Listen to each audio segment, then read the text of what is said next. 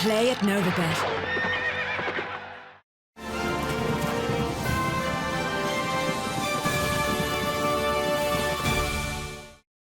Hello and a warm welcome to another edition of the Irish Angle in association with Novibet.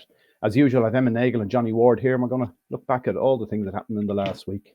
First of all, Johnny, one little thing I see, big news in your neighbourhood. One of your neighbours, Leo, is going to abdicate. Does that affect you at all now in Harold's Cross? I don't know if Leo's a neighbour of mine now, but obviously we'd be kind of very much in the same spiritual path in life and all of that. Met him only once at Leopardstown races, and he complimented my Windsor knot at the time, because I must have felt that I had to dress up that day for some reason. I was too embarrassed to admit him that I actually couldn't tie a tie myself, so my brother-in-law had done it, but he seemed to enjoy the racing anyway. Ah, yeah. He lives just around the corner from me, just off South Circular Road. I have a daughter who lives there in the same road as him. Anyway, Emma, you went to Ballydoyle during the week. How did that work out? How would it differ from your dad's yard? Very similar, I'd say. They wouldn't have quite as many horses, I'd say, right now. No, it was. Yeah. So I think I went there first time last year. Was the first time I was ever there, and it's amazing to see it. Even on the video there, like to see the facilities they have, and just seeing Aidan kind of in action. It's unreal, and I suppose the flat is kind of back now in the last week or so, and seeing the likes of City of Troy and Augusta Rodan and hearing the plans for them for the season. And he's got pretty high flying plans, and he's going to travel these horses a lot this year. Like Augusta Rodan's gone to Dubai now. He's talking about going to Saratoga with the two of them to try them on the dirt later on in the year. So it would get the excitement building for the flat for sure. That's one thing that's very different, isn't it, between the flat and the national hunt. In national hunt, people rarely want to see their horse beaten, the top horses like your Constitution Hill and that. They're avoiding clashes and all the rest. Yet on the flat, Aidan doesn't seem to mind if they get beaten 3 or 4 times once they win the big race when it comes along. It's a completely different way of going about things, Johnny, isn't it? Well, yeah, and I think with some of the horses, like the likes of Augusta Rodan now, he has a bit to prove in terms of his career as a stallion, because he had 2 absolute blowouts last year. And, if Aidan would argue that, with the likes of Paddington, that I think he said that the lads, so to speak, want the horses now to run more often, to test how tough they are, to test if they will be able to stand up to a routine that would basically make them more attractive at stud, in that, I'll send my mare to him because that sire was very robust and he could kind of take his racing. So I think there's an element of that, and it's a fascinating time for Coolmore in general. I was thinking this morning, Vinny, when the state of national hunt racing and the entries for the Grand National are absolutely shocking, a shocking indictment of British racing. But on the other end, if you look at the flat, even though there's a lack of money in British racing in terms of the flat, that's dictated by stallions, and basically the best stallions now are not at Coolmore, and this is a massively important time for Coolmore to reassert itself post Galileo. And as such, I think the stallions that they want to be made have to show that they're able to stand up to a robust kind of schedule, and I think that's very much part of why they run them so much. Yeah, it's good to see, though, isn't it? It adds a new flavour to the flat side of the game. Looking back at a few things from last week, first one I just wanted to have a look at is jockey appeals. There were several of them during the week. In total, we had 12 jockeys appealed against different suspensions, and 11 of them got off, which seems astonishing to me. But anyway, the first one was Wayne Hassett. He got suspended for 20 days. It was a totting up procedure for careless riding in Dundalk, and he got off that. Then we'd Philip Byrne. Navin Stewart's gave him 4 days for careless riding. He also got off at appeal. We Jack Carney got 4 days for careless riding. He didn't get off. They upheld that one. But the other one then is the big one from a few weeks ago. We discussed it in depth here about Wrecking Ball Paul race, the amateur riders race in Dundalk. 12 jockeys were suspended for 5 days each. 9 of them appealed, and they all got off, and they all gave different reasons as well. It wasn't as if it was just a blanket, we want to get off. They all gave different reasons for why they should get off, and all 9 of them got off. What do you make of this, Emma? Yeah, I suppose the decisions made on the day by the race day stewards, I suppose they've kind of maybe limited time to make the decision. And I think particularly in the Wayne Hassett one, I thought that was thought that was a very interesting one, because I think they brought in this new regulation, was it last June or July, I think last summer anyway, that careless riding and whip offences, now there's kind of a totting up system. So I think Wayne had, I think maybe it was his 5th careless riding offence, so it was 20-day suspension, which is really monumental. Like if you look at the incident, which he got off an appeal for it, like there was very, very little in it. Like, of course, interference is always kind of, I suppose, serious on the flat anyway, in particular when they're going so fast. But I think, like, especially for young riders like that, to be getting 20 days for a really, really minor infringement, it's a really tough rule. Like, you wouldn't really see it in other sports, like soccer players getting banned for 20 games for, like, if they got 5 red cards during a season or something. Like, it seems quite harsh. And I actually saw, I think it was Wayne's dad commenting, like, how hard it is has been on his, like, mental health, even, like, just having to come back after these long suspensions. And maybe it should be different for younger riders, you think, but yeah, I suppose it's good. It was good to see him getting off on the appeal, because I think sometimes that rule in particular, I think, is very, very harsh, and we're probably a sport that's a lot harder on participants than others. Just like banning them, like even the income a jockey would lose for 20 days, and yeah, I say it was a tough one. Yeah, well, just overall here, we've got a situation where the stewards on the day are obviously, as you say, having to make these quick decisions, relatively quick, at least in a matter of minutes rather than hours or days. And yet, when you go to appeal, then they're getting turned over. So, have we got a problem here, Johnny, with the general way stewarding is done at the races? That's probably something we should look into. The game is changing. The IHRB's resources, I would argue, are probably being somewhat stretched as well by the fact that there's so much racing, and there's a lot of pressure on the stewards of the day. And I think it's, in some respects, it's a bit of a thankless job, because they rarely get any praise, a bit like referees. And you should definitely, I think we should definitely debate the system of stewarding in this country, and the system of punishment in relation to Wayne. I'd agree with Emma. Like, I think as you have to kind of try to encourage a young jockey as best you can. And these are really kind of punitive fines. For all that, I got the impression from talking to him that he was aware that he had to kind of work on his style as well. But like the stewarding system on the day, it's far from perfect. But I'm not exactly sure. I don't necessarily have a better solution either. Yeah, there was talk at different points in it. People have come up with the idea of maybe having professional stewards that wouldn't even be at the track. They'd be in a separate booth somewhere watching the racing and making these decisions, rather than necessarily amateurs being advised by one professional steward at the races. I don't know whether that's a solution or not. Anyway, we'll move on to another thing. Big issue from during the week is Luke Coolmore Jr. Luke W. Coolmore. He escaped a conviction after 9 horse carcasses were found on his land decomposing. This is a very odd situation here. First of all, he got off the conviction, but he gave 20 grand donation to the ISPCA. I'm not sure whether that's adequate in any way for what happened here, but he also had no explanation for what had happened. He didn't know who the horses were, how they were there, knew nothing about it, seemingly, which seems very odd for a trainer. Now, having said that, he is a trainer, but I think he's only had 2 horses run for him in the last year and a half.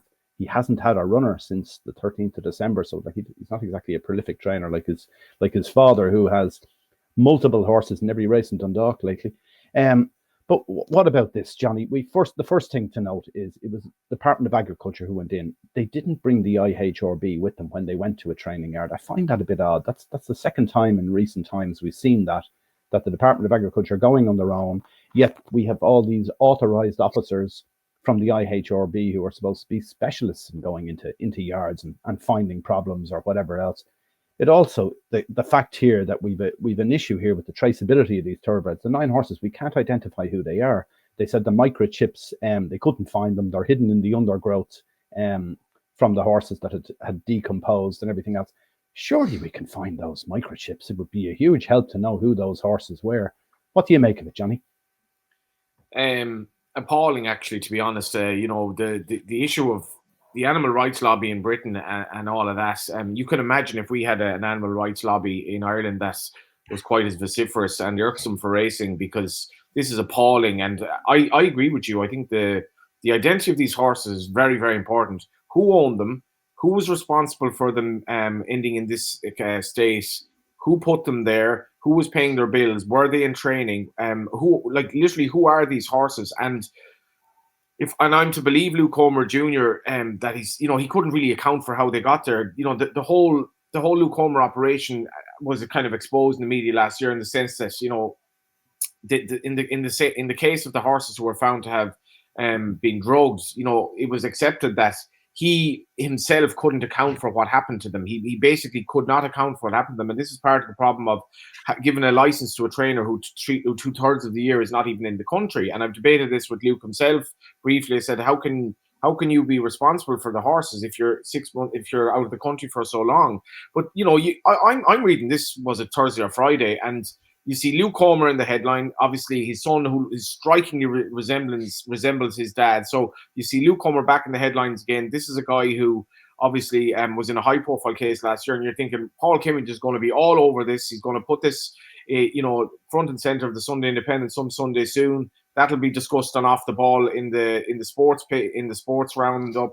It'll be front pages elsewhere, and it's really, really damaging for racing. Like this is, and what's 20 grand at the end of the day, in relation to the damage this does. Like even the optics of, you're not seeing the images, the optic of decomposed carcasses. Like it just conjures up images that are so grim. And I really hope this isn't the end of this case, because I think the ramifications for racing, when you've high-profile names like this, and obviously it's a name in this instance that we attach to his dad, it's really, really damaging.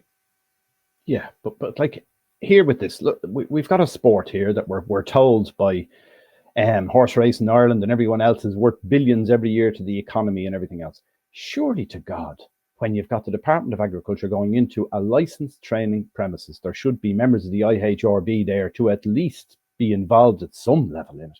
It seems astonishing to me. They've now come out and said, oh yeah, we're waiting for this case to run its course, and now we're going to look at maybe sanctioning Luke W. Coolmore over it. What do you think, Emma? Should the IHRB have been involved here from the start? Yeah, you'd imagine, if the department is going into any licensed training yards, that they'd get in contact with the IHRB and kind of be a joint operation, if anything, because I think this happened back in 2021. Like, I suppose with all of these things, it takes an awful lot of time for them to come out normally, but like this is fairly catastrophic. I think like this is we saw similar things in the past, but this is as bad as it can be. I think, like, especially, I suppose it doesn't make it any better, but like he had 9 decomposed horse carcasses on his land. And this is a trainer who's never run more than 6 individual horses in a year. So assuming that they are his horses and they weren't just dumped there by someone else, like how can even if look, I suppose maybe he's not on the yard every day, but should someone be granted a training license if they're not taking full responsibility for the care of all the horses that are on their land? And like, it's kind of mind-boggling, to be honest. Like, even if he had 500 horses, it would be a shock, but it would be slightly more understandable. It would be like, I'm not saying it would be better, but like this is probably a fair number of the horses he's trained over the years. Like, has he ever trained more than 9 horses? And there's just 9 of them lying in plain sight as well was the thing. They weren't like hidden. They hadn't. I don't know. There's no explanation for it, and it's shocking. And I'm hoping there's going to be a big sanction coming from, because I don't think 20,000 donated to RSPCA is enough, considering like Johnny said, the damage this is going to do. Like when this gets really into mainstream media, and the horse racing antis, like we saw about who came out this time last year, if they get a hold of this, it's really, really bad for the sport. And it's anyone who can allow that to happen on their land. I mean, even if he had no involvement whatsoever, how did he not know it was there? He should really have nothing to do with racing. Fair enough. Anyway, we'll move on. Lots more to discuss. Fairy House, next big thing. We've got the Irish Grand National meeting coming up next weekend on the bank holiday. The weather is obviously going to be a problem. We've got heavy ground at the moment. More rain coming, Johnny, I hear. Yeah, like this is, I'm really, really, really concerned about this, and more so for kind of farmers and just in general how much it's been raining. And again, like Killa Point to Point is on, I think, this Wednesday, and they're worried about it. There was a point, I think 1 or 2 points called off yesterday. Limerick was a grim experience yesterday, really, to be honest. It rained for, I'd say, 70-80% of the day there. It was heavy enough rain as well. There was very, very dead atmosphere, because who'd go racing 35-minute gaps again. who'd go racing on a day like that yesterday with very little atmosphere. And this is a Sunday with kind of horrible weather again. And just talking to, you know, some of the trainers, like they've basically been relaying that how wet their land is. And Wexford, I was supposed to be at Wexford a week ago or so. It was called off. It's rescheduled for Wednesday. We see, is it Newton Abbott waterlogged again at the moment? It's becoming a major problem for racecourse staff. And I hope Ferryhouse will be okay, but it's going to be continuation of heavy ground. But like looking further to Punchestown, Vinny, we really need some sort of relief with this weather, because it's going to be quite demanding. We want the best horses to be there, but it's been a really worrying National Hunt season on that score. And I mean, Naas kicks off straight away. They have to, refix the sprint races for down the line because it's not raceable, and it's a worrying pattern for racing for sure. Yeah, Naas was lucky to survive it all. Yesterday, as far as I know, they were struggling all week with the ground, and it seems to be as you say, it's a recurring theme all the way through the season, not just the National Hunt season, but into the flat season as well. Looking at Ferryhouse as well, the entries here, we've a £500,000 race, the Irish Grand National, handicap chase for staying horses. It should be open to everyone. Everyone want to have a runner in it. No English entry, Emma. Dr. Richard Newland wouldn't be too happy about that, would he? Yeah, maybe he should have entered a couple of them into. Yeah, I mean, for like a €500,000 race, it's shocking, really. Like there's a few English trainers have entries in the graded races over the weekend, but I mean, like, I suppose when you look at the English Grand National, I think there's like the vast majority are Irish horses, but like looking at the Irish National, like you kind of, I mean, you'll get there with a 130 horse, a mid 120 horse. You have a good chance of getting into the race and getting a good run. I mean, you think it'll be worth their just take their chance and run. Like we saw, like nearly all the UK horses who have come over so far this season, like Marsh Wren came over to Thurles, Madara came over to the DRF, and like they both won, and they put up big performances whenever they come over. It's a bit mad, really, like to think that. I mean, surely there's some competitive handicappers who would have a good shot at it, and just for the prize money involved alone and the prestige of the race as well. I can't wrap my head around it at all, to be honest. Yeah, maybe Dr. Richard Newland might start targeting our races a bit more now. He seemed to backtrack a small bit in his comments yesterday. I was listening to him on Look on Sunday. He kind of really thinly veiled allegations, which he kind of seemed to backtrack on pretty quickly. Yesterday on TV, he sounded a little bit less. I wouldn't even say they were thinly veiled, Emma.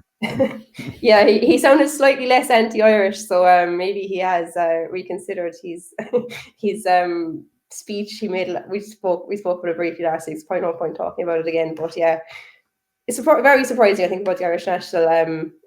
That there's no English one. I hope can't wrap my head around it, to be honest.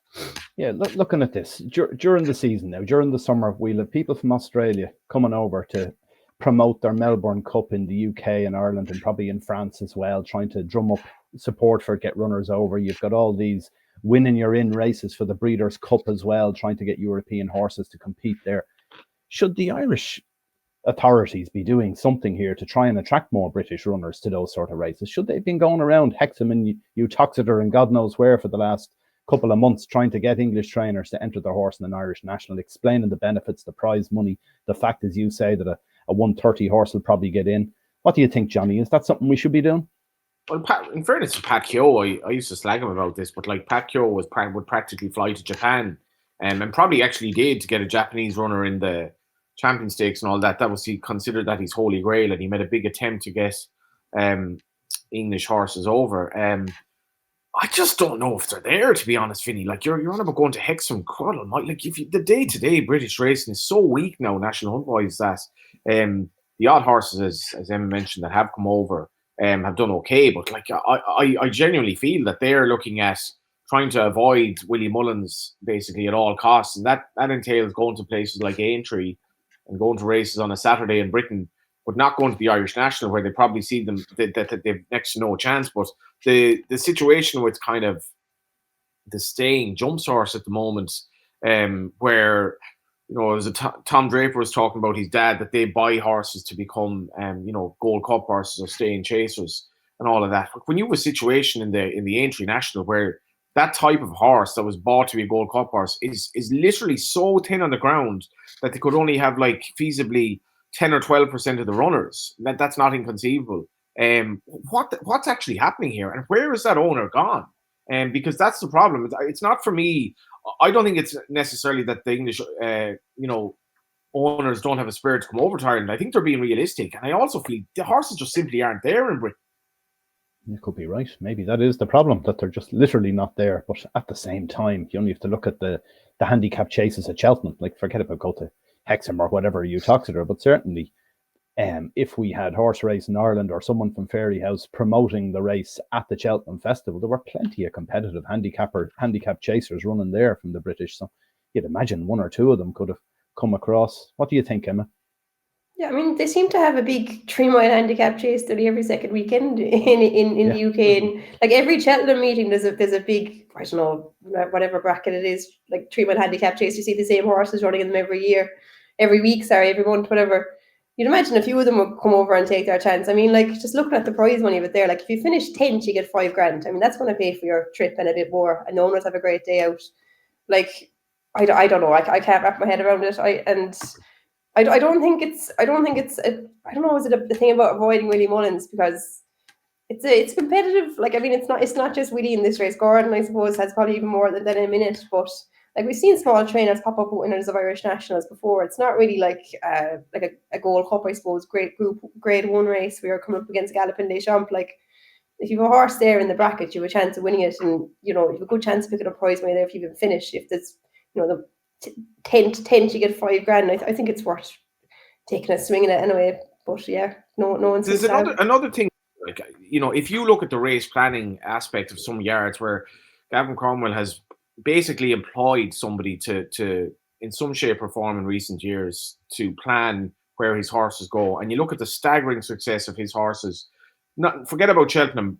Before Cheltenham in Britain this year, you look at the way Paul Byrne and Emma Mullins plan races. They look at prizes, so Paul Byrne will think, how can I get a horse to win the national, or how can I get a horse to win the bonus, or how can I win? And this includes in British races. You wonder, are the British yards, are they so beaten down, or are they so, like, maybe they don't lack the resources? Are they actually planning where their horses should go properly? And the one thing I do hope is that Punchestown, I was speaking to Shona Draper yesterday, and she's already really buzzing to get the Punchestown kind of bandwagon going in terms of publicity and all that, and the efforts they're making to get people going racing.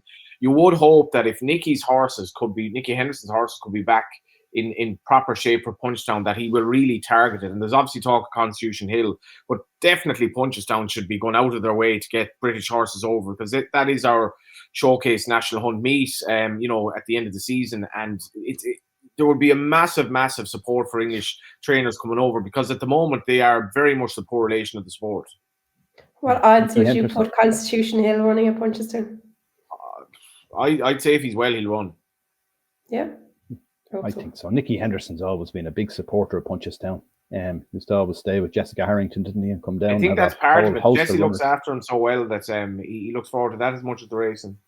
There you go. Yeah. He's a man who seems to enjoy a good time. So Punchestown's the spot for him, all right.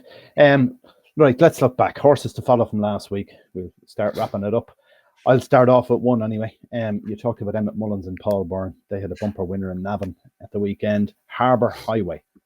This could be very good. They bought him cheaply at the Cheltenham sale last year. Emmett was saying there was a wart on his eye and no one else really seemed to be too interested in getting him, so they got him for $90,000. But I think this is a very good race they won. I think if you look at the horses that finished in the places, second, third, and even the fourth, a newcomer, Barry Connells, who was well touted to me beforehand anyway, I'd say this is a very good race. I think we'll see some big winners come out of it. One to watch anyway, Harbour Highway for me. Emma, what did you like from last week? I might give a bump winner. I was actually at a point yesterday in Lisrona, so I'll give the 4-year-old winner of that. Douglas Hyde was his name. It was very soft ground, but he powered through it very well. They actually seemed to finish quite well, even though it was quite soft, but he looked like a nice horse, and I say they probably think a little bit of him, and he's going to go to the sales now in Aintree, so he's probably one to put in your tracker. I think it's the same connections that sold Shanna Bob to Nicky Henderson, so it's a small yard, but they often find a nice horse. So yeah, he's probably one to put in the tracker. I'd say if he goes to the UK, maybe he stays in Ireland even, could be a nice horse next season. And who trains him at the moment? Sorry, it's John Donovan, and his son Chris owns him. They're down in Cork. So Chris rides as well. Was actually, I'm not sure why he wasn't riding him yesterday. It was a lad called Old Mahan rode him, but yeah, small point yard. Very good. And was there many there at the point? There was actually a great atmosphere there, to be honest. I think there was kind of an auction there for the hunt. Like, it was a miserable day, naturally enough. But there was an auction on for the hunt in between races, and it was a great idea. I thought it passed races very quickly. Like, they were auctioning off kind of just random bits and pieces, really. Like, there was jackets and bales of straw and stuff like that. But it was kind of entertaining to pass the time between the races. But yeah, great atmosphere there now, to be fair, even on a miserable day. Yeah, good stuff. And Johnny, have you one for us?